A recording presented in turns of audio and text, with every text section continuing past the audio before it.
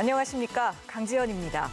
현재까지 국내 코로나19 확진자는 6,593명, 사망자는 43명, 퇴원자는 108명으로 집계되고 있는데요. 지금 이 유심히 살펴봐야 할 신호들이 많습니다. 오늘도 저희 TBS는 코로나19 사태를 제대로 진단하고 또 어떤 대응 방법이 필요할지 고민해 보겠습니다.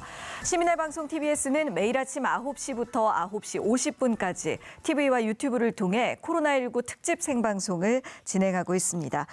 자, 오늘도 먼저 서울시 재난안전대책본부에 나가 있는 취재기자 연결해서 코로나19 확진 현황부터 정리를 하겠습니다. 백창은 기자. 네, 서울시 재난안전대책본부에 나와 있습니다. 네, 우선 국내 코로나19 현황 정리해 주시죠. 네, 어제 오후 4시 기준 국내 코로나19 확진자는 모두 6,593명으로 집계됐습니다. 어제 하루 동안 309명 증가하면서 이틀 연속 신규 확진자 300명대를 기록했습니다. 지역별로 보면 대구와 경북의 누적 확진자가 대구 4,694명, 경북 984명으로 전체 90%를 차지했습니다. 국내에서 코로나19로 숨진 사망자는 모두 44명으로 확인됐습니다. 전날보다 7명 더 늘었고 대구에서 1명, 강원에서 1명이 추가로 확인됐습니다. 강원도민 중 코로나19와 관련해 사망자가 발생한 건 이번이 처음으로 91세 여성인 이 환자는 생전 위암을 앓다가 숨진 뒤 코로나19 확진 판정을 받았습니다. 완치해 격리에서 해제된 확진자는 20명 추가돼 108명으로 늘었습니다. 네, 격리 해제자가 많이 늘었군요. 지금 서울 상황은 어떤가요? 네, 어제 오전 공식 집계 당시 서울의 확진자 수는 전날보다 1명 더 늘어난 106명이었습니다. 자치구별로 보면 25개 자치구 중 중구를 제외한 24개 자치구에서 환자가 발생했는데요. 송파구 확진자가 12명으로 가장 많았고 종로구 11명, 강남구 10명, 노원구 8명, 은평구 7명으로 집계됐습니다. 이 공식 집계 이후 양천구에서 1명, 강서구에서 1명이 추가돼 서울의 확진자 수는 최소 108명으로 늘었는데요. 우선 양천구의 신규 확진자는 51세 여성으로 지난달 28일 자매 사이인 경기 광명시 확진자와 접촉한 걸로 확인됐습니다. 이후 고대 구로병원과 경기 고양시의 음식점과 카페 등을 방문했습니다. 양천구는 이 확진자가 방문한 장소와 확진자의 자택 소독을 실시했습니다. 강서구 화곡분동에 사는 30대 남성은 그제 확진 판정을 받은 환자와 같은 금천구에 있는 직장에 다니고 있는 걸로 확인됐습니다. 베스킨라빈스 화곡역점을 방문했지만 접촉자는 없었고 마스크를 착용한 상태로 지하철 화곡역을 통해 출퇴근한 걸로 알려졌습니다. 네. 그런데 어제 분당 재생병원에서도 확진자가 단체로 나오면서 집단 감염에 대한 우려가 커졌는데요. 네, 무려 9명의 확진자가 발생했습니다. 특히 분당재생병원은 지난달 27일 호흡기 환자와 비호흡기 환자를 분리진료하는 국민안심병원으로 지정됐던 곳입니다. 분당재생병원은 첫 전파자로 지난 1일 응급실에서 40분간 밀접 접촉한 74세 남성과 77세 여성을 주목하고 있습니다. 이들은 모두 폐암 환자로 지난달 25일부터 28일까지 분당재생병원에 입원해 있다가 퇴원했는데 지난 1일 딸꾹질과 무기력증으로 응급실을 다시 찾았습니다. 74세 남성은 치료 뒤 귀가했지만 77세 여성은 다시 입원 조치됐고 이틀 뒤 74세 남성이 폐렴 증상으로 다시 분당재생병원을 찾아 코로나19 확진 판정을 받았습니다. 이후 이 남성과 응급실에서 밀접 접촉한 77세 여성, 의료진, 환자, 보호자 등 7명이 잇따라 감염된 걸로 확인됐습니다. 네, 그래서 이재명 경기도지사도 코로나19 검사를 받았다고요? 네, 이재명 경기도지사는 그제 5일이죠. 분당재생병원을 방문했고요. 그전에도 과천 신천지 총회본부, 가평 신천지 평화의 궁전 등 감염이 우려되는 장소를 연달아 방문했습니다.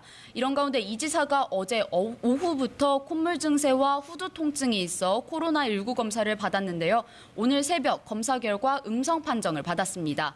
이에 따라 이 지사는 외부 활동을 다시 시작할 계획입니다. 네, 음성 판정이 나왔군요. 그런가 하면 이 대구에 다녀온 서울시 출입기자 한 명도 또 발열 증세를 보였다고 하는데 이 기자에 대한 검사 결과도 나왔습니까? 네, 나왔습니다. 코로나19 취재차 대구를 방문했던 서울시 출입기자 한 명이 어제 오후 발열 증세로 검사를 받았는데요. 검사 결과는 음성이었습니다. 서울시는 어제 오후 기자실을 폐쇄하고 방역 소독을 진행했고요. 기자실은 오는 13일까지 임시 폐쇄됐습니다. 그렇군요. 코로나19 사태가 이렇게 계속되면서 사람들이 많이 모이는 모임을 피한다는 그 이른바 사회적 거리 두기가 중요시되고 있습니다. 그러다 보니까 또 소상공인들이 어려움을 많이 겪고 있고 일부 임대인들은 자발적으로 임대료 인하에 나서기도 했죠. 서울시가 이런 임대인들을 지원하겠다고 나섰죠.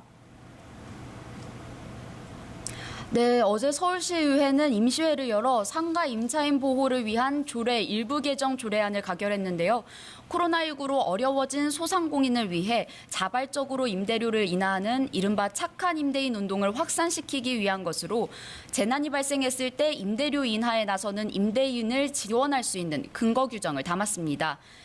조례안 내용을 보면 서울시장이 임대인과 임차인이 임대료 인하 등의 상생 협약을 체결하도록 권장할 수 있고 이후 협약을 체결한 임대인이나 임차인을 지원할 수 있게 됐습니다. 지금까지 서울시 재난안전대책본부에서 TBS 백창은입니다. 네, 백창은 기자 수고하셨습니다. 서울시 상황실 통해서 코로나19 관련 소식들 정리해봤는데요. 이어서 더 자세한 이야기 나눠보겠습니다. TBS 보도본부의 구균진 기자 함께해 주십니다. 어서 오세요. 안녕하세요. 네. 앞서서 이 코로나19 발생 현황을 좀 짚어봤는데 확진자의 71% 이상이 이 집단 감염과 연관된 것으로 밝혀졌다면서요. 네, 그렇습니다. 보건당국은 국내 코로나19 확진자의 71.7%가 집단 감염 사례라고 밝혔습니다. 그동안의 주요 집단 감염 사례를 살펴보면 신천지 대구교회나 청도 대남병원 등 좀 한정되는 경우가 많았거든요. 네. 그런데 최근에는 이 신천지 교회 이외에 연관성이 없는 병원이나 운동시설, 교회 등 다양한 곳에서의 집단 감염이 계속 발생하고 있습니다. 특히 경북 지역에서는 경산을 중심으로 봉화 푸른 요양원 등 소규모 생활복지시설에서 잇따라 집단 감염이 발생을 하고 있고요. 네. 충남 천안과 아산, 세종에서는 줌바 댄스 교습소를 연결교리로 하는 대규모 확산이 진행하고 있습니다. 네. 경기 지역에서는 어제 성남시 분당 재생병원에서 환자와 보호자, 간호사 등 모두 9명의 코로나19 확진자가 나왔습니다. 병원 측은 진료를 중단하고 첫 전파자 추적을 포함해서 병원 내 감염 경로를 확인하고 있는데요. 네. 일단은 첫 전파자로 주목이 되고 있는 분이 지난 1일에 응급실에서 밀접 접촉한 74세 남성과 77세 여성으로 지금 주목이 되고 있습니다. 문제는 이분들이 당시 호흡기 증상이나 발열 같은 코로나 의심 증세가 전혀 없었다는 점이거든요. 네. 그래서 확인되지 않은 감염 경로나 또 무증상 감염으로의 확산 우려가 새로운 변수로 떠올랐습니다. 무엇보다 분당 재생병원은 코로나19의 예방을 위해 호흡기 환자와 비호흡기 환자를 분리해서 진료하는 이른바 국민안심병원으로 지정돼서 더 우려가 나오고 있는 상황인데요. 네. 전국에 현재 이 국민안심병원이 한 250여 곳이 있는 걸로 파악되고 있습니다. 따라서 이들 병원에서도 긴장을 늦추지 않고 상황을 예의주시하고 있는 모습입니다. 또 이와 함께 그 경기 군포시에 있는 한 페인트 도매 업체에서도 직원과 사장 그리고 그 사장의 또 가족으로 이어지는 확산이 이어지고 있는데요. 네. 이처럼 일반 사업장 등에서도 복수의 확진자가 발생하고 있는 상황입니다.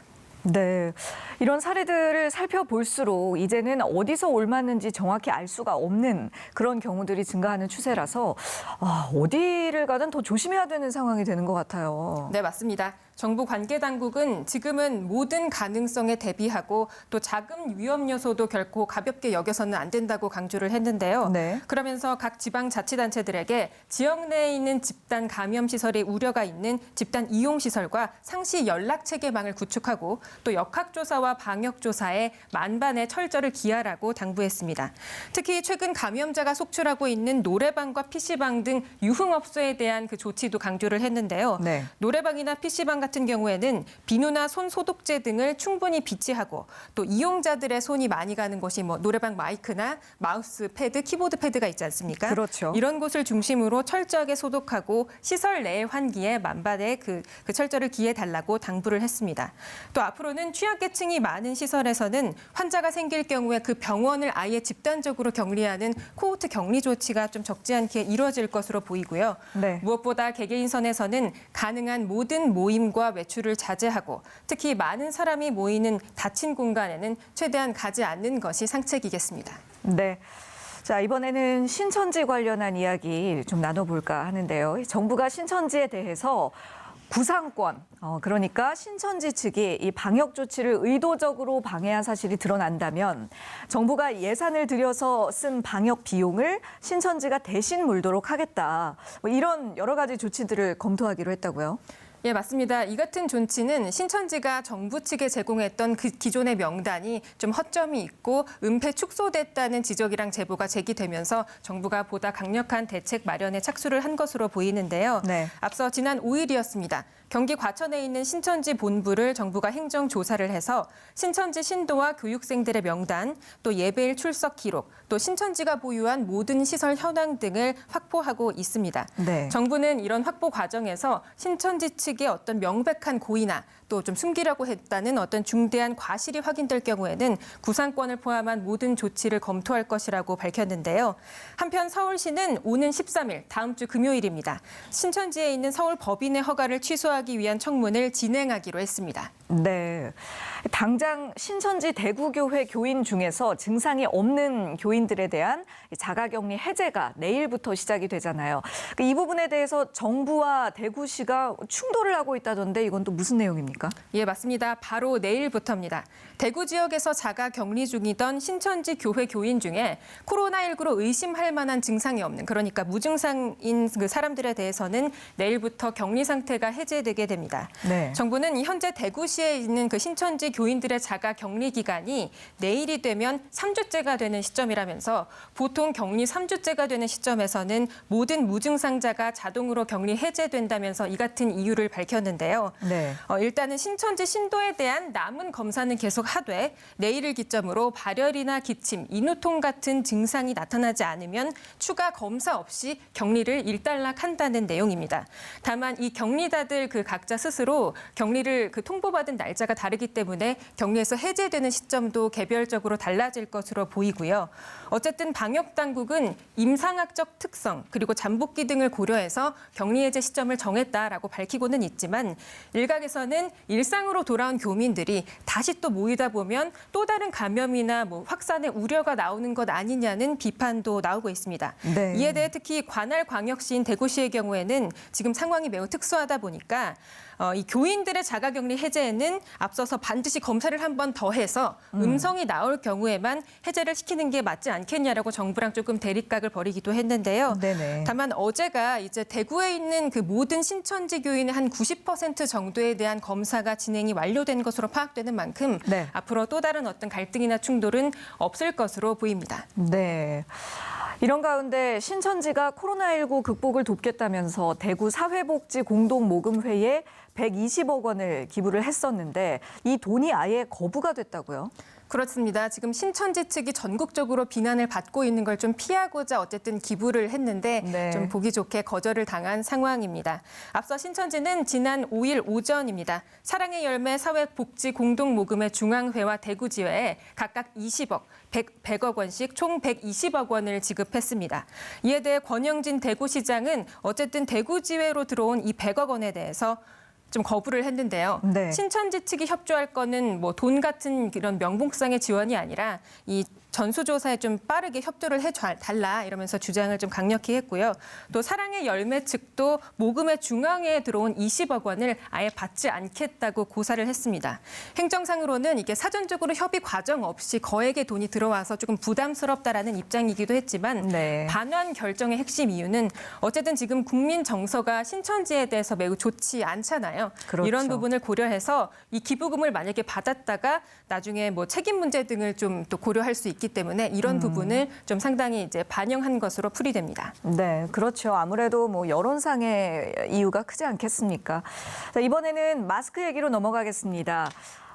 이 전국적으로 마스크 대란이 계속되면서 마스크 공급 확대 대책이 추가적으로 나오고 있는데요. 당장 이제 살 수 있는 마스크 개수가 일주일에 2개로 제한이 됐죠. 네, 맞습니다. 앞으로 마스크를 구매할 수 있는 수량이 한 사람당 2장으로 제한이 됐습니다. 이처럼 마스크를 구매를 이제 수량을 제한하는 거의 준배급제 형식이라고 볼 수 있는데요. 예. 이러한 판매 시스템이 어제부터 도입이 돼서 내일까지는 하루에 1인 2장씩 구매를 할 수가 있고요. 네. 다음 주 월요일인 9일부터는 이 출생연도 뒷자리에 따라서 마스크를 살 수 있는 요일이 달라지는 이른바 마스크 요일제가 시행이 됩니다. 이 분배 시스템을 좀 더 자세하게 설명을 드리면요. 네. 출생연도 끝자리를 이제 2개씩 짝지어서 월요일부터 금요일까지 나뉘어서 배분을 하게 되는 형식입니다. 예를 들어서 출생연도 끝자리가 1과 6이면은 월요일, 2에서 7이면 화요일, 3과 8이면 수요일, 4에서 9일이면 목요일, 5에서 0이면 금요일로 나뉘어지는데요. 네. 좀 헷갈리시면은 이 숫자 1부터 0까지를 월, 화, 수, 목, 금으로 나누어서 돌린다고 생각을 하시면 되겠습니다. 예를 들어서 1989년생이면 끝자리가 9니까 마스크를 살 수 있는 요일이 목요일로 이제 한정이 되는 겁니다. 네. 만약에 시간이 없어서 주중에 마스크를 못 사셨다면은 주말에도 구매를 할 수 있습니다. 토요일과 일요일에는 이 요일제가 적용이 안 되기 때문에 뭐 출생 연도에 상관없이 살 수 있긴 하지만 마스크를 한 번이라도 샀다고 하면은 어쨌든 이게 구매가 제한이 되지 않습니까? 네. 그래서 다음으로 뭐 2월 된다거나 한 번 더 구매하겠다거나 하는 이런 상황은 절대 발생할 수 없는 상황이고요. 또 마스크를 구매하려면 반드시 본인을 증명할 수 있는 공적 신분증을 지참해야 하고 미성년자의 경우에는 학생증이나 여권 또 주민등록 등본 등으로 본인 확인을 할 수 있습니다. 네. 만약에 부모 등 법정 대리인과 같이 가는 경우에는 법정 대리인의 신분증 또 주민등록 등본을 함께 제시를 해야 됩니다. 네. 일단 공적 마스크 판매 가격은 우체국과 농협, 약국에서 모두 장당 1,500원으로 일원화되긴 했습니다.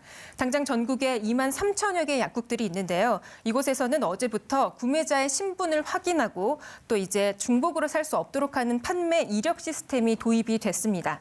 농협과 하나로마트 등에서는 아직 이 시스템이 좀 완반하게 구비가 되지 않아서 네. 구비가 될 때까지는 1인당 하루에 마스크 1개씩 정도만 살 수 있을 것으로 보입니다. 네. 그런데 이 정책이 취지는 좋은데 이렇게 살 수 있는 수량과 요일을 제한한다고 해서 정말로 줄 서서 기다리는 일이 없어질까요? 사실 그게 중요한 거거든요. 네, 시민분들도 가장 걱정하시는 게 그 부분일 텐데요. 그러니까요. 마스크 공급량은 사실 여전히 부족하고 또 신분 확인 절차까지 또 거쳐야 되지 않습니까? 예. 그러다 보면은 대기 시간이 길어지고 또 수료량도 또 일찍 소진될 가능성이 있다는 그런 우려가 나오고 있습니다. 우선 정부는 우체국과 농협에는 한 곳당 마스크를 한 100개 정도씩 보급을 하고 약국에는 한 곳당 한 200개에서 250개 정도를 공급한다는 방침인데요. 문재인 대통령도 어제 한 마스크 생산 업체를 방문해서 좀 물량을 대폭 늘려달라라고 당부를 하기는 했습니다. 네. 그렇지만 일단은 늑장 대처다. 뭐 정부의 이런 마스크 수급 안정이 실패했다라는 비판의 목소리가 좀 대부분이고요. 저희 취재진이 어제 공적 마스크를 판매하는 농협의 한 마트를 다녀왔는데요. 네. 한번 그 영상 먼저 확인하시고 더 이야기 나눠보겠습니다. 오전 9시 서울의 한 농협 하나로마트 앞에 공적 물량 마스크를 사기 위해 번호표를 받으러 온 시민들이 서성입니다. 오늘부터 농협에서 한 사람당 마스크 한 장씩 살 수 있다는 소식을 듣고 나왔는데 와보니 서울 경기 지역 농협에서는 아예 판매하지 않는다는 겁니다. 어제 9시에 갑자기 바뀌었어요. 정부에서 아예 서울 경기 지역은 아예 안 준대요. 이를 몰랐던 시민들은 시간만 버리고 발길을 돌려야 했습니다. 새벽부터 준비하려고 이거 나왔어요. 근데 회원들한테 공지를 그럼 해주시던가. 9시 반에 오라고 했으니까 그것만 믿고 서울 경기 지역 제외된다는 거는 아예 몰랐어요. 또 다른 농협은 오늘 오전에서야 마스크를 판매하지 않는다는 사실을 알았습니다. 중간 연락을 받은 거 9시 다 돼서요. 아니 뭐 알았으면 저희도 뭐 6시에 나와갖고 아니라고 하든가 뭐 문자를 보내드리는데. 시민들은 갑자기 바뀐 방침에 불만을 토로합니다. 유예 기간이 있는데 그거 몇 시간 만에 홀딱 이렇게 뒤집어 버리면 이게 정보 모르는 주민들은 어떻게 살라고 그럽니까? 줄을 많이 줬어요. 여기까지 한 100명 이상 줬어. 그래도 2시간 넘었죠. 정부는 서울 경기를 제외한 지역의 농협에만 공적 물량 마스크를 공급하는 것이 원칙인데 그동안 남은 물량을 서울 경기 지역에 공급했던 것이라고 설명했습니다. 아무런 안내도 없이 오늘부터는 원칙대로 한다는 소식에 시민들은 또다시 허탕을 쳐야 했습니다. TBS 문숙희입니다. 네, 잘 봤습니다. 당분간 현장에서는 이런 혼란이 이어질 수밖에 없을 것 같은데요. 특히나 장애인 같은 취약계층들 상황이 더 심각할 것 같아요. 네, 맞습니다. 약국을 찾기 불편한 장애인 같은 경우에는 대리인이 장애인 등록증을 지참할 경우에만 마스크 구매가 허용됩니다. 그런데 제가 이제 현장의 목소리를 들어보니까 네. 이러한 대책마저 탁상 행정이라는 볼멘 목소리가 나오고 있는데요. 예를 들어서 혼자서는 움직이기 어려운 최중증 장애인 같은 경우에는 24시간 옆에서 돌봄을 해줘야 하는 그런 어떤 대리인, 활동 지원사가 필요합니다. 만약에 이 활동 지원사들이 자리를 비우게 되면 이 장애인분들이 위급 상황에 놓이는 그런 우려가 또 나오고 있는데요. 네. 이 장애인들이 어쨌든 마스크를 사기 위해서 이 일터를 비우고 나갈 수도 없는 상황이고 예. 또 일반적으로 하루 12시간 이상씩 밤낮 없이 근무를 하고 계신데 만약에 일하다가 퇴근할 즈음에 약국에 갔더니 문이 닫혀 있거나 또 오늘 하루의 판매 수량이 다 소진됐다. 네네. 그런 상황을 사실 눈에 보듯 뻔하다. 약간 이런 목소리가 나오고 있고요. 네. 그래서 장애인들이나 장애인을 도와주시는 이 대리인들, 활동 지원사분들 같은 경우에는 이 취약계층이 직접 마스크를 사러 찾아가는 그런 시스템이 아니라 지역별로 장애인 명단과 인원을 제대로 파악을 해서 그 개수만큼 지자체에 분배를 해주는 게 더 좋지 않겠냐라는 얘기를 하고 계시고요. 네. 어쨌든 지금 나온 이 마스크 수급 대책이 현장 상황을 고려하지 않은 대책이라는 비판이 계속 나오고 있어서 앞으로 부정적인 여론이 더 커질 것으로도 보입니다. 네. 자, 지금까지 TBS 보도본부 구균진 기자와 함께 코로나19 뉴스들 살펴봤습니다. 수고하셨습니다. 감사합니다. TBS는 매일 아침 9시부터 9시 50분까지 TV와 유튜브를 통해 코로나19 특집 생방송을 진행하고 있습니다. 지금 여러분께서는 코로나19 특집 생방송 TBS와 함께하고 계십니다.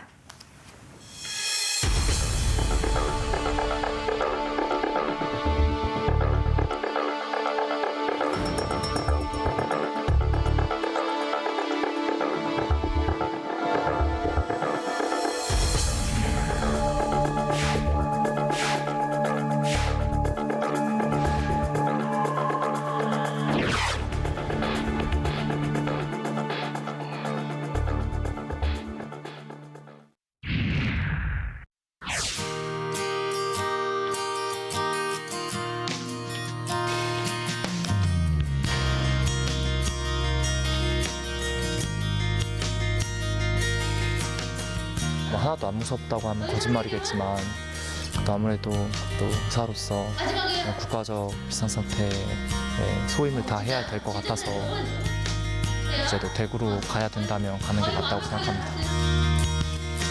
직무를 직접 수행할 수 있게 되어 매우 영광스럽습니다. 4년간 단단히 쌓아올린 간호 전문 지식과 국민 정신을 바탕으로 국민들을 치료하기 위해 최선을 다하겠습니다.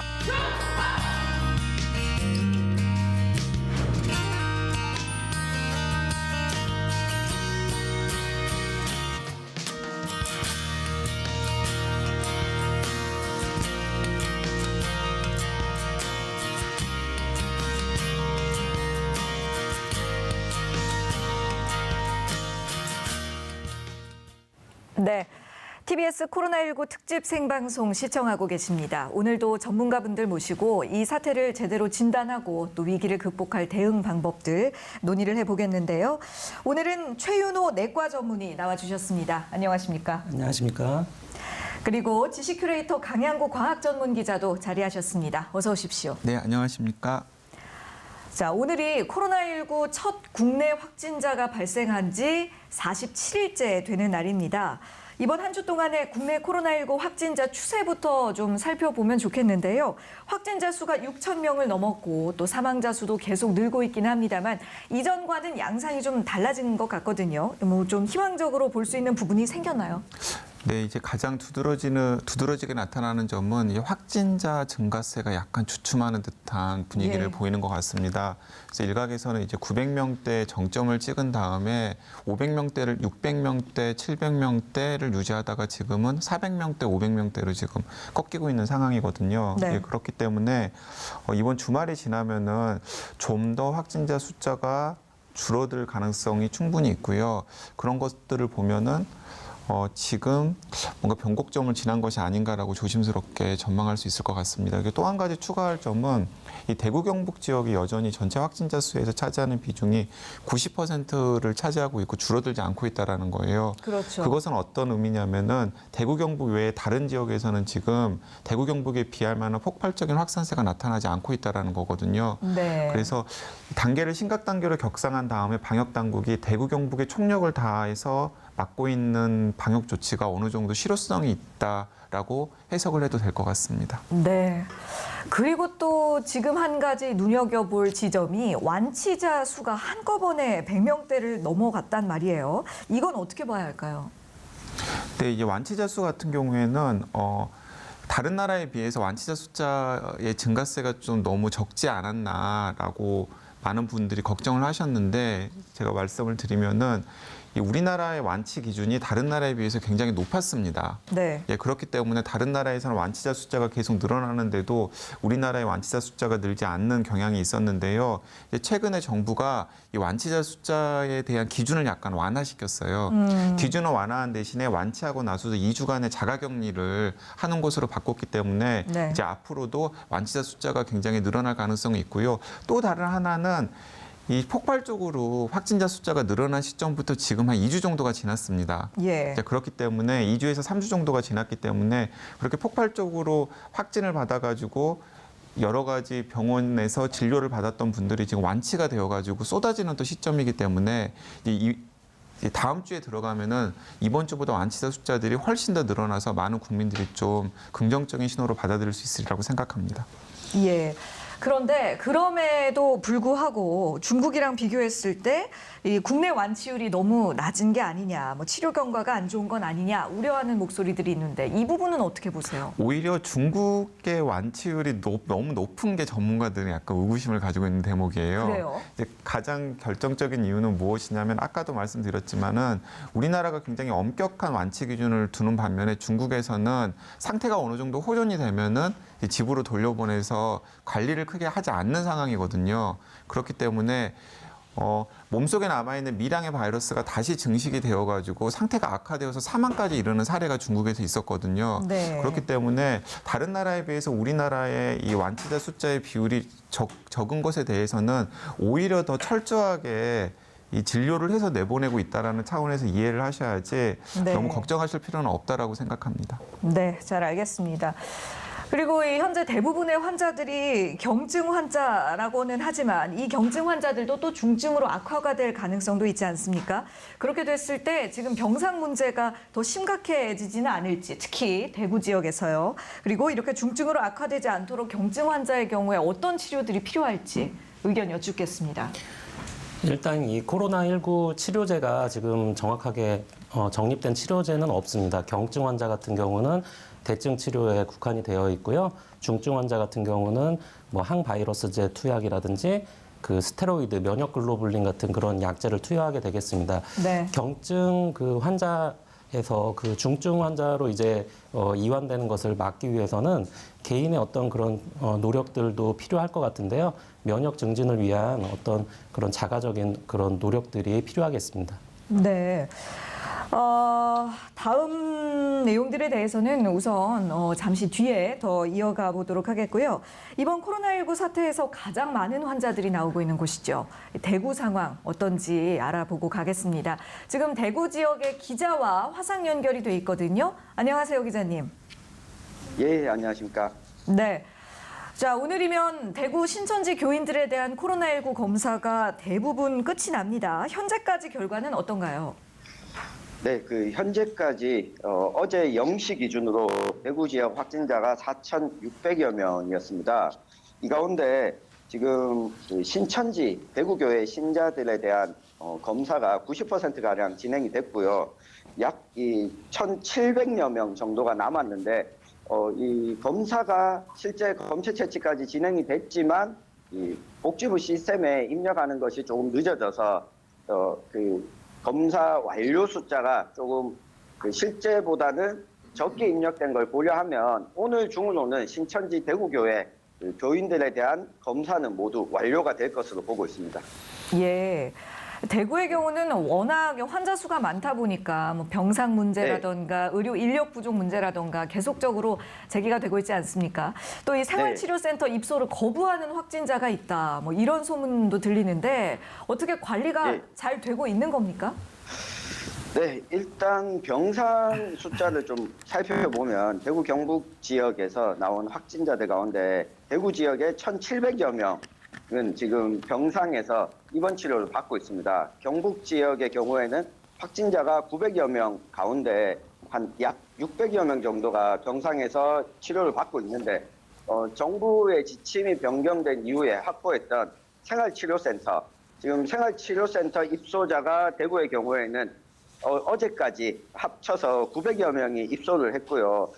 이렇게 보면 지금 아직까지 생활치료센터 또는 병상에서 입소하지 않은 확진 환자가 약 1,700여 명 정도가 남아 있습니다.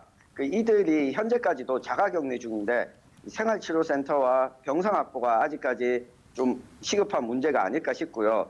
특히 신천지 대구교회 교인들을 중심으로 1인실이 아니면 생활치료센터에 입소하지 않겠다라고 이 비협조적인 태도를 보이고 있어서 이 권영진 대구시장을 포함해서 이 방역당국에서도 이 신천지 대구교회에 적극적인 협조를 요청하고 있는 상황입니다. 예. 지금 900명 정도가 생활치료센터에 입소를 했지만 아직도 1,700명 정도가 지금 대기를 하고 있는 상황이다. 문제인데요. 그런 와중에 전국이 마스크 대란을 겪고 있습니다. 가장 피해가 심한 대구 지역은 어떤지 궁금하거든요. 마스크 수급 어떤가요? 네, 그 대구 지역의 경우에는 공적 마스크를 배부하면서 시민들에게 각 구군에서 통장을 통해서 배부가 한 차례 이뤄졌습니다. 하지만 2인 가족 기준으로는 마스크 배부량이 1장, 또 4인 가족들은 마스크 배부량이 2장에 불과했기 때문에 상당수 시민들이 공적 마스크 배부만으로는 필요량을 다 충족하지 못했거든요. 이후에 우체국, 농협 등을 통해서 마스크 판매를 하고 있지만 아직까지도 마스크를 구하지 못했다라는 시민들이 많습니다. 그래서 대구에 배부된 특별 재난 지역으로 선정이 되면서 대구에 마스크를 우선 공급하기로 했는데 이게 아직까지 배부가 제대로 이루어지지 않고 있고요. 그리고 뒤늦게 특별 재난 지역으로 지정이 된 경북 경산시의 경우에는 초기에 공적 마스크 배부량을 좀 받지 못해서 마스크 대란을 여전히 겪고 있는 상황입니다. 네. 대구에 계신 천용길 기자님과 이야기 나눠봤습니다. 오늘 시간 내주셔서 고맙습니다. 네, 고맙습니다. 시민의 방송 TBS는 매일 아침 9시부터 9시 50분까지 TV와 유튜브를 통해 코로나19 특집 생방송을 진행하고 있습니다. 계속해서 전문가분들과 얘기 이어가 보도록 할까요? 자, 이 코로나19 사태가 대구 신천지 상황이 통제가 된다면 큰 고비는 넘길 거다. 이런 전망이 많았거든요. 그런데 요즘 상황을 보면 또 우려할 만한 일들이 계속 일어나고 있습니다. 대구와 경북 일부 병원들 또 요양원들의 집단 감염이라던가 어제 소식 전해진 경기도 분당 재생병원에서 8명 감염이 된 소식, 이런 것들은 위험 신호 아닙니까? 사실은 지금 가장 걱정이 되는 대목이 이제 그런 작은 소규모 감염들이 곳곳에서 이제 발생하고 있다라는 것인데요.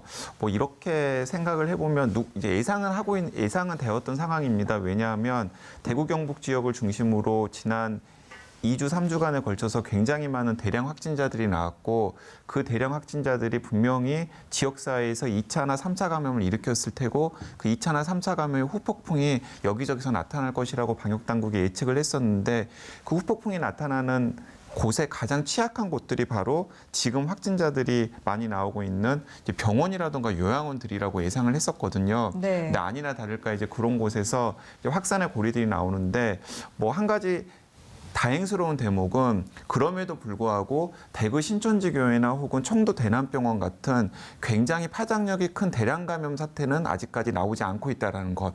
하지만은 여전히 그런 가능성이 상존해 있다는 것을 좀 두 개를 같이 염두에 두고서 좀 예의주시해야 되는 상황인 것 같습니다. 다행히 운도 좋고 그리고 또 방역당국이 계속해서 점검들을 하고 있기 때문에 이 요양원이나 병원들에서 이 기존에 있었던 대량 감염 사태를 능가할 만한 일들이 일어나지 않는다면은 이제 조금 잡히는 듯이 가는 거고요. 아니고 이제 서울이나 수도권 혹은 다른 지역에서 또 그 청도 대남병원이나 혹은 신천지 교회 같은 대량 감염 사태가 일어난다면은 이제 한 번 더 저희들이 굉장히 고생을 해야 되는 상황으로 가는 것이죠. 사태가 그렇게 된다면 정말 큰일인데요. 그런 일은 발생하지 않아야겠습니다. 그리고 더 우려가 되는 것이 이 신천지가 아닌 이런 집단 감염 사례들의 경우는 감염원 파악이 어렵다는 겁니다. 서울과 수도권에서도 지금 감염원을 모르는 확진자들이 증가하고 있잖아요. 그렇습니다. 지금 그 원인 관계가 불명확한 역학 관계가 이제 불명확한 지역 사회로의 이제 감염이 이제 확산되고 있는데요. 앞으로도 이런 상황은 계속 지속적으로 산발적으로 이제 나타날 것으로 생각이 듭니다. 네. 그래서 이거에 대한 또 대비책으로는 이럴 때일수록 감염원이 이제 불분명할수록 더욱더 이제 개인 위생에 더 철저히 신경을 써야 될 것 같고요. 예. 또한 이제 그 지금 그 임상 시험에 들어가는 이제 치료제들이 나오기 테스트 중인데 네. 이런 치료제 도입도 조금 빨리 고려를 해봐야 될 것 같습니다. 네네. 앞으로 발생할 이런 집단 감염 사례들이 아까 강양구 기자도 말씀하신 것처럼 코로나19 사태 장기화의 최대 변수가 아닐까 싶은데요. 우리 방역 당국이 놓치고 있는 부분은 없을까요? 지금 그 전체적으로 이제 그 방역 예방적인 조치를 잘 하고 있지만은 어떤 그런 그 집단 감염이나 이제 원내 감염 같은 것들이 이제 산발적으로 지금 나타나고 있습니다. 그래서 그 고령자 혹은 이제 노인 면역 저하자가 많은 그 2, 3차 병원이나 그다음에 그 요양병원 같은 데에 대한 방역을 좀 더 철저히 할 필요가 있겠습니다. 네. 자, 이렇게 여전히 높은 코로나19 감염의 위험 속에서도 시민들의 안전과 생명을 지키기 위해 뛰고 계신 분들이 있습니다. 바로 소방서 구급대원 분들인데요. 그래서 저희가 이번에는 대구 현지의 소방서 관계자와 전화 연결을 해서 자세한 이야기 나눠보겠습니다. 안녕하십니까? 네, 안녕하세요. 네, 박석진 소방관님. 안녕하세요. 네네. 네, 지금 많은 안녕하세요. 구급대원들이 현장에서 구호 활동을 하고 계신데요. 대구의 경우는 확진자가 가장 많은 지역 아닙니까? 이 대응할 인력이 충분한 상태인가요? 네, 현재 지금 소방청에서 소방 동원령 2호가 발령됨에 따라서 전국에 142대의 구급대와 우리 대구의 전담 구급대 23대를 포함해서 총 165대가 지금 현재 움직이고 있기 때문에 인력 수급에는 현재까지는 원활하게 돌아가고 있다고 말씀드릴 수 있겠습니다. 다행이네요. 코로나19 사태 때문에 소방서도 비상체제에 돌입했다고 들었는데 지금 코로나19에 대한 대응은 어떻게 이루어지고 있나요? 네, 현재 아직까지 그 병상이 아직까지 준비가 좀 덜 된 부분이 있어서 저희들 같은 경우에는 병상이 마련되는 대로 확진 환자 이송에는 100% 지금 이송을 하고 있습니다. 네. 그런데요, 아무래도 이 코로나19 대응 쪽으로 인력이 몰리다 보니까 일반 응급 상황에 대한 대응 공백이 생기지는 않을까, 뭐 그런 걱정의 목소리도 있거든요.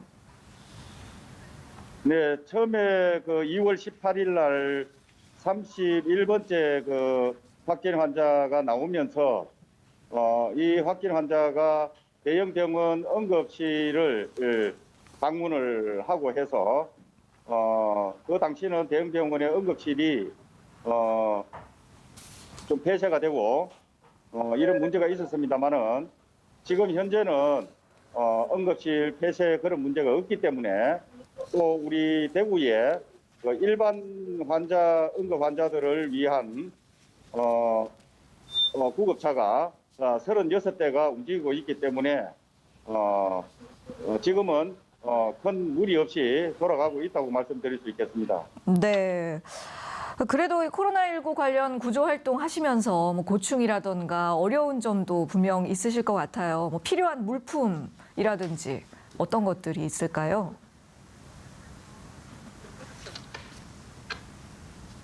여보라. 네, 여보세요. 네, 지금 연결이 좀 매끄럽지 못했는데요. 지금 들리시나요? 네. 지금 연결 괜찮으신가요? 네. 연결 이렇게 마무리하도록 하겠습니다. 현장에서 정말 노고가 많으시고요. 대구뿐만 아니라 또 전국의 구급대원들에게 많은 격려와 응원을 보내주셨으면 합니다. 자, 계속해서 이야기 나눠보겠습니다. 이번에는 마스크 이야기로 넘어가 볼까요? 마스크 대란. 이 문제 근본적으로는 급격하게 늘어난 수요를 공급이 따라잡지 못하기 때문이겠는데 게다가 또 일부 생산업체들이 생산을 중단하는 경우가 발생하고 있습니다. 와, 이 상황 괜찮을까요? 네, 사실 지금 굉장히 이제 걱정이 되는 상황인데 이 마스크 관련해서는 제가 보기에는 이번에 이 코로나19가 유행하는 과정에서 정부가 가장 잘못한 대응 중에 하나였다라고 생각합니다. 네. 몇 가지 살펴봐야 될 부분들이 있는데요. 일단 첫 번째는 그 대만 같은 경우에는 두 가지를 했습니다. 일단 확진자가 발생하자마자 얼마 시간이 지나지 않아서 이 보건용 마스크라든가 이런 것들을 정부가 전량 이제 수매를 했어요. 그 다음에 일단 의료진들이 에게 보급될 마스크를 일단 물량을 확보를 했습니다. 네. 예, 그리고 나서 이제 일반 시민들에게는 배급을 하는 형태를 도입을 했거든요. 선제적으로. 그래서 여전히 대만에서도 우리나라와 같은 혼란이 있긴 했습니다만은 지금 우리나라에서 일어나는 이런 일들을 좀 미연에 방지하는 상황이 있었거든요. 근데 네. 우리나라 같은 경우에는 몇 가지 제대로 하지 못한 조치들이 있는데 일단은 방역 당국에서 처음부터 과하게 손 씻기를 강조해야 되고 마스크는 사실은 부차적인 요인이라고 계속해서 메시지를 전했어야 했는데 예. 마치 마스크가 예방에 굉장히 중요한 요인인 것처럼 강조하는 이 우를 범했습니다. 그렇기 때문에 많은 시민들이 마스크에 대해서 과하게 집착을 하게 되는 경향을 이제 내놓았고요. 네. 그리고 의료진들이라든가 필수 인력에게 필요한 마스크를 정부가 일찍부터 확보를 했어야 됐는데 이제 그런 조치도 제대로 취하지 못했고요. 그리고 나중에 이제 그런 것들을 이제 다 이제 수습을 하려다가 보니까 여러 가지 이제 문제들이 이제 생기고 있는 것입니다. 그래서 지금은 뭐 마스크 배급제를 이제 뒤늦게 도입을 하고 그리고 감염병이 유행할 때 보건용 마스크나 혹은 손소독제 국외 반출을 못하게 하는 여러 가지 조치들을 이제 했습니다만은 나중에 이제 이 사태가 지나가고 나서 여러 가지 조치들을 복귀할 때 가장 잘못한 일로 좀 기록이 되지 않을까 싶습니다. 네. 그래서 이제야 정부가 마스크 대란을 해결할 방법으로 내놓은 것이 마스크 구매 오부제입니다. 그런데 이게 반드시 본인 확인이 돼야만 구매가 가능한 거라서 거동이 불편한 사람들이라든가 아이들한테는 실효성이 떨어진다는 지적이 있거든요. 어떻게 생각하세요? 지금 이제 정부로서도 이제 최선을 다하고 있다고 생각은 들지만은 실제 그 시민들 반응은 조금 불편하고 네. 그런 반응이 더 많습니다. 그래서 지금 상황에서는 일단 뭐 그 약국에서도 또 거부하는 마스크 입고를 또 거부하는 그런 약국들도 있기 때문에 네. 최대한 이제 그런 그 시민들이 이제 줄을 서고 하는 그런 일들이 없이 되려면은 가급적이면은 좀 그 뭐 또 이건 제 생각이지만은 네. 통장이나 뭐 반장 혹은 뭐 지역 대표들이 조금 뭐 각 집에 좀 배달을 해준다거나 또 우체국 택배 같은 것들을 이용해서 조금 이렇게 시민들이 그런 줄 서고 이런 것들을 좀 불편을 좀 감소시키지 않을까 그런 생각이 듭니다. 네, 맞아요. 원장님 말씀처럼 좀 다양한 그런 전략들을 좀 내놓았으면 좋겠는데 좀 지켜봐야겠습니다. 자, 이렇게 국내 코로나19 사태가 길어지면서 많은 분들, 우리 모두가 정말 힘든 하루하루를 보내고 있는데요. 이 와중에 한 가지 또 반가운 뉴스가 있었네요. 국내 연구진이 코로나19를 무력화시키는 항체를 발견했다라는 소식인데 이 소식이 알려지니까 백신이 이제 곧 나오는 거 아니냐 이런 기대 많이 하시거든요. 네. 근데 아직까지는 이론적인 가능성을 확인을 한 거거든요. 뭐 이렇게 이해를 하시면 될 것 같습니다. 그러니까 이제 코로나19 바이러스가 우리 몸에 감염이 될 때 이 코로나19 바이러스를 싸고 있는 스파이크 단백질이라고 하는 부분이 우리 몸의 세포랑 결합을 하면서 이제 전염이 되는 형태인데 그 단백질과 결합하는 항체를 발견을 해서 치료약이나 혹은 백신을 개발하는데 활용할 수 있습니다. 네. 그런데 기존의 메르스나 사스 항체 중에서 지금 코로나19 바이러스와 결합할 수 있는 항체를 우리 국내 연구진이 확인을 한 소식이거든요. 예. 근데 이론적으로 확인을 했지 그것이 실제로 치료약이나 백신으로 이어지기 위해서는 굉장히 많은 추가 연구가 필요하기 때문에 네. 아직 너무 섣부른 기대를 하는 것은 조금 성급해 보입니다. 역시나 그렇군요. 상용화까지는 많은 시간이 네, 소요가 이게 치료약을 되겠죠. 개발하고 백신을 개발하는 일이 그렇게 쉬운 일이 아니거든요. 네, 알겠습니다. 그리고 우리나라 코로나19 확진자가 이제 중국 다음으로 많아졌어요. 그래서 한국인 입국 금지 조치를 시행한 국가들이 점점 더 늘어나고 있습니다. 최근에는 일본이 또 입국 금지 조치를 내려서 지금 논란이 큰데요. 이게 정치적인 의도가 있는 거 아니냐, 그런 비판이 이어지고 있거든요. 어떻게 보시나요? 네, 정치적인 의도라기보다는 지금 다른 나라들 중에서 우리나라의 입국을 거부하는 나라들의 면면을 들여다보면 대부분 어떤 나라들이냐면 국내 보건의료 체계가 굉장히 열악한 곳들이에요. 네. 그렇기 때문에 자칫 한국에서 코로나19 바이러스가 유입이 되었을 때 자신들의 방역 체계나 의료 체계로 감당할 수 없다라는 공포감이 있기 때문에 이제 우리나라 입국자들을 거부해온 것이거든요. 네. 근데 이제 가장 이제 좀 이해할 수 없는 게 이제 일본의 반응입니다. 그러니까요. 네, 이제 일본의 반응인데 이제 일본 같은 경우에는 충분히 어쨌든 자기도 지금 지역사회 감염이 지금 일어나고 있는 상황인데다가 그리고 코로나19 바이러스가 유입이 되었을 때 그것을 막을 수 있는 의료 시스템이나 진단 시스템을 갖추고 있다라고 봐야 되는 나라거든요. 네. 그런데 이상하게 이제 우리나라의 입국을 거부하는 좀 상식 이하의 조치를 취했단 말이에요. 네. 그래서 거기에 이제 우리나라도 이제 상호주의적인 대응으로 일본에 의해서 입국하는 사람들에 대한 비자 면제 조치를 지금 철회하는 등의 조치를 취하고 있는데 이렇게 대립하는 상황 자체가 사실은 공동으로 힘을 합쳐가지고 이 감염병 유행에 대응해야 되는 상황에서는 굉장히 좀 부정적인 상황입니다. 그래서 이제 세계보건기구에서도 이제 우려를 표명했고요. 네. 그래서 지금 일본에서 이제 일본 같은 경우가 자국에서 코로나19 바이러스 유행에 대응하는 태도라든지 아니면 우리나라의 입국 금지라든지 이런 것들이 뭔가 굉장히 정치적이고 좀 상식적으로는 이해할 수 없는 것 같아서 나중에 이제 어떻게 하려고 저러는지 하는 걱정이 들 정도입니다. 네, 맞습니다. 그래서 지금 일본을 포함해서 한국인 입국 제한 국가가 102곳이고 입국 자체를 금지한 국가는 42개국으로 늘어났습니다. 하지만 또 이런 상황에서 한편에서는 우리의 드라이브 스루 같은 코로나19 대응 방법들을 긍정적으로 평가하는 외신도 많다고 하는데요. 감염병에 대한 우리 보건당국의 대응은 전반적으로 어떻게 평가를 하시는지요? 일단 좀 그 방역하는 대응 방식이 좀 상당히 획기적인 것들이 좀 많습니다. 예. 언급하셨다시피 드라이브스루 같은 좀 신속하고 좀 안전한 방법으로 이제 검사가 진행되고요. 네. 또 리얼타임 PCR 검사 키트 같은 것도 굉장히 그 수시간 내에 이제 양성, 음성을 판단을 해주고 있고요. 네. 또 그 전체적으로 좀 그 감염자에 대한 그런 역학 동선 전수조사 같은 것들이 아주 잘 이루어져 있고 네. 또 매일 이제 그 질병관리본부에서 매일 이제 브리핑을 굉장히 이제 투명하게 해주고 있지 않습니까? 그래서 그렇죠. 이런 것들은 굉장히 좀 긍정적으로 보여집니다. 네. 특히나 요즘은 또 코로나19 감염병 스트레스라는 말이 나올 정도로 이 스트레스를 잘 다스리는 문제도 지금 화두가 되고 있습니다. 스트레스를 어떻게 하면 잘 다스릴 수 있을지 짧게 설명 부탁드릴게요.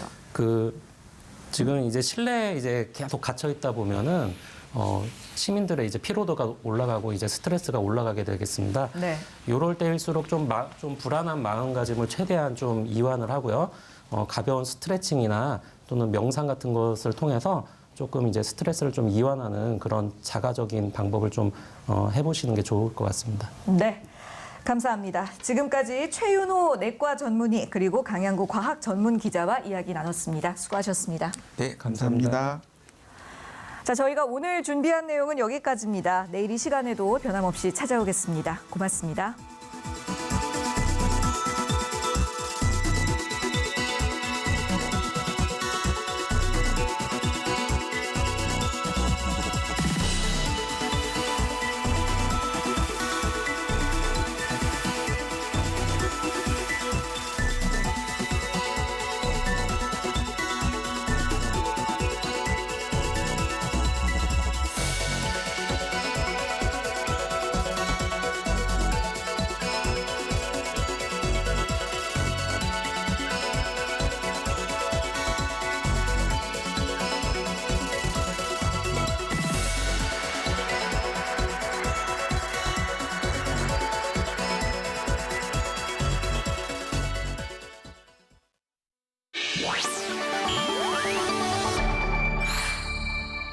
TBS